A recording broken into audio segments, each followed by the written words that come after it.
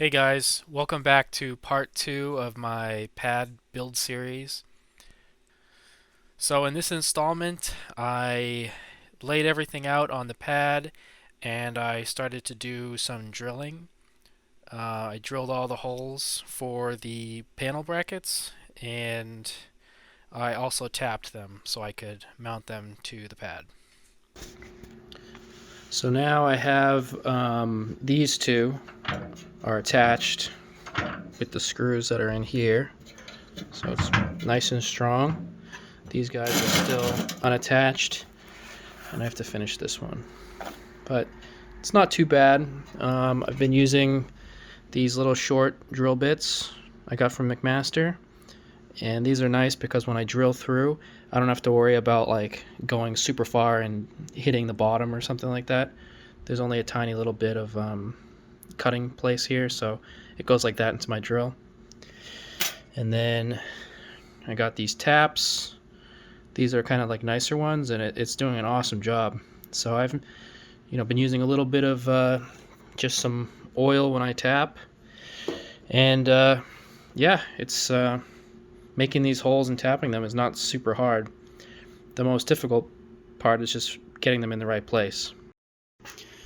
All right, it's like 3 hours later, and now I have all of these three locked in, and then I have these three in here as well. This one's a little bit different because I have uh, the one for the center panel, the holes drilled for that. I also have the holes drilled for this piece, so if I want to make it a 9-panel pad, I can swap out the middle one. The fitment of these was a little bit tricky. Right now the center panel is like almost locked in there. It's really, really tight getting it in between. So I might end up taking off these and opening up the hole on the back side of this just a little bit. There's no threads in there, and that'll allow me to move them like side by side a little bit to give it a little more space. But I can get it in there.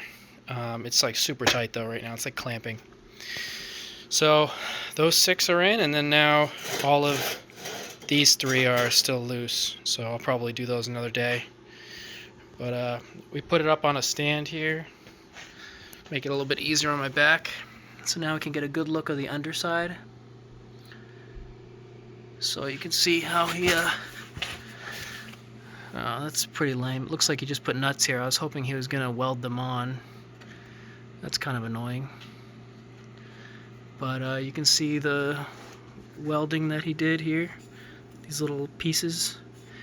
And then he used these big kind of nuts that he welded on for the leg levelers.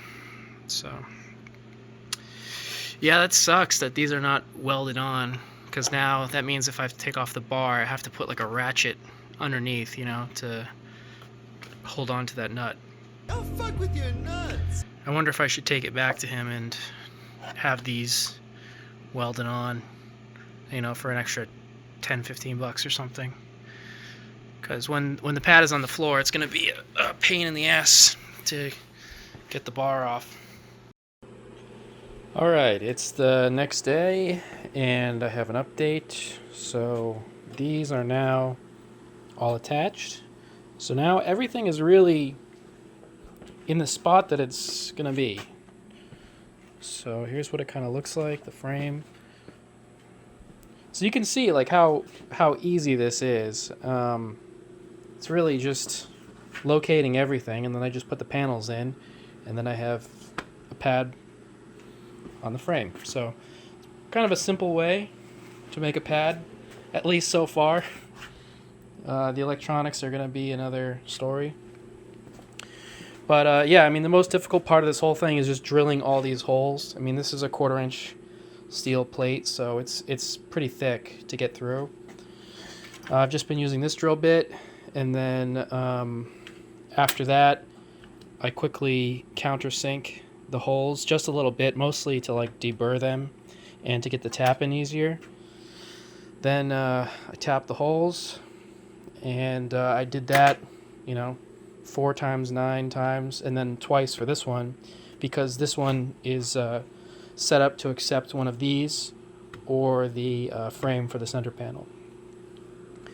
One thing that I ran into is that these are actually not all the same parts. These two black ones are, I believe they're from a Pump It Up machine. I'm guessing that this is DDR, maybe an old DDR or something. The differences are that these holes are much smaller on this one. So if you're, I was off a little bit on where I drilled my holes, and I was having a lot of trouble fitting these, but these have such a big hole on the bottom too that it's easy to shift them around to make it fit. So there's some other differences between them, so I kind of stuck them both in the back here because I didn't have enough for all of them.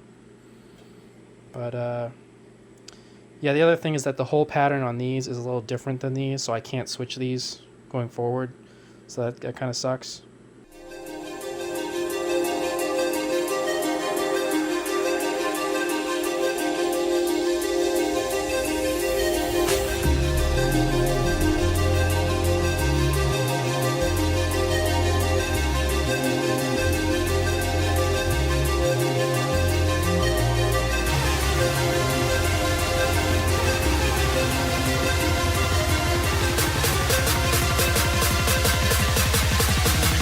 Why not be real bad?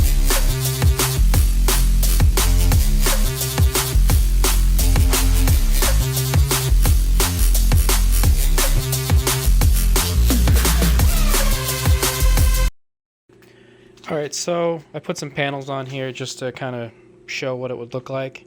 If it's not clear already, this pad is going to be completely made out of just like crap I have laying around, extra parts. So that's why there's Pump It Up centers and DDR here. This looks a little bit easier than it's going to be because I have these corner brackets in here, but we're not going to be using these supports because we want to put an FSR here, and we can't use the L brackets because they normally bolt into a hole down here. There's an empty cavity, and we don't have that, so we have to build up this area here with something. And I wish I had a 3D printer, but I don't. So instead, we're going to end up using probably, this is what I did last time. So I'll show this as an example.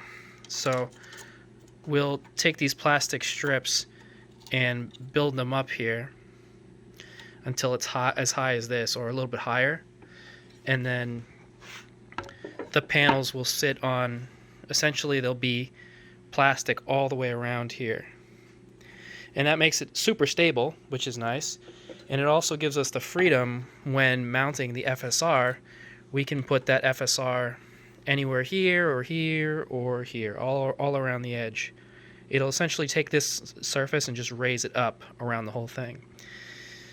The downside is that it takes forever to make these, and I have to make I have to do the math, but like hundreds of them, and I just do it with a knife, so it's gonna take forever to do that. So I'll obviously focus on up, down, left, right first, and then we can for now these can be just dead arrows, and then I can come back and do them later. A bigger problem I have to deal with is that I screwed all the holes to get these frames locked in here so they wouldn't move. So that's all done. These are all affixed, but I didn't make holes for these.